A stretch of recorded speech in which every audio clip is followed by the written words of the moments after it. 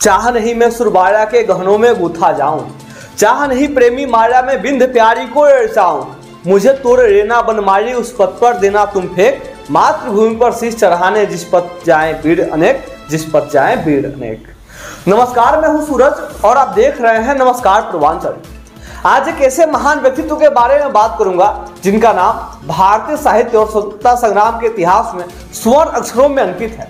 ऐसे महान पुरुष पंडित माखनलाल चतुर्वेदी, जिनका जन्म 4 अप्रैल 1889 को मध्य प्रदेश के होशंगाबाद जिले में हुआ था। यह न केवल एक महान कवि और साहित्यकार थे, बल्कि एक निर्भीक पत्रकार और स्वतंत्रता सेनानी भी थे। उन्होंने अपने साहित्य और पत्रकारिता के माध्यम से भारतीय स्वतंत्रता संग्राम को एक नई दिशा दी और जनमानस को जागरूक किया। पंडित माखनलाल चतुर्वेदी का जन्म एक सामान्य परिवार में हुआ था। उनकी प्रारंभिक शिक्षा गांव में ही हुई और बाद में उन्होंने अध्यापन का कार्य भी किया। बचपन से ही वे साहित्य और समाज के प्रति अत्यंत जागरूक थे। किशोरावस्था में ही उनके भीतर राष्ट्रभक्ति की भावना जागृत हो गई थी। ब्रिटिश शासन की क्रूर नीतियों से वे अत्यंत दुखी रहते थे और चाहते थे कि देश को इस दासा से मुक्त किया जाए। माखनलाल चतुर्वेदी केवल एक साहित्यकार ही नहीं थे, बल्कि वे भारतीय स्वतंत्रता संग्राम के सक्रिय सेनानी भी थे। उन्होंने अंग्रेजों के दमनकारी नीतियों के खिलाफ आवाज उठाई और अपने लेखन के माध्यम से जन चेतना को जागृत किया। उन्होंने पत्रकारिता को हथियार बनाकर ब्रिटिश शासन की नीतियों की कड़ी आलोचना की। उन्होंने प्रभाग, कर्मवीर और प्रताप जैसी पत्रिकाओं का संपादन किया और अपने ओजस्वी लेखों के माध्यम से अंग्रेजी शासन की पोल खोलकर जनता को स्वतंत्रता संग्राम में शामिल होने के लिए प्रेरित किया। उनके निर्भीक लेखन के कारण उन्हें कई बार जेल भी जाना पड़ा, लेकिन उन्होंने अपने सिद्धांतों से कभी समझौता नहीं किया।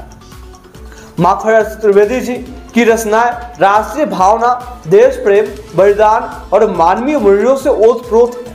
उनकी सबसे प्रसिद्ध कविता पुष्प की अभिलाषा देशभक्ति और समर्पण की भावना को प्रकट करती है। चाह नहीं मैं सुरबारा के गहनों में गूथा जाऊं, चाह नहीं प्रेमी माया में बिंद प्यारी को रचाऊं। मुझे तोड़ रेना बनमारी उस पथ पर देना तुम फेंक, मातृभूमि पर शीश चढ़ाने जिस पथ जाए वीर अनेक। इस कविता में कवि की मातृभूमि के प्रति गहरी श्रद्धा और समर्पण की भावना प्रकट होती है। वह पुष्प के माध्यम से यह संदेश देना चाहते हैं कि उनका जीवन केवल देश सेवा के लिए समर्पित होना चाहिए।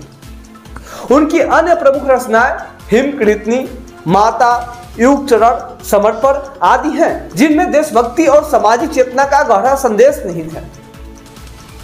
पत्रकारिता के क्षेत्र में भी उनका योगदान अमूल्य है। उन्होंने निष्पक्ष और निर्भीक पत्रकारिता के माध्यम से जनता को सच्चाई से अवगत कराया। उनका संपादन कौशल और लेखन शैली इतनी प्रभावशाली थी कि अंग्रेजी शासन भी उनसे भयभीत रहता था।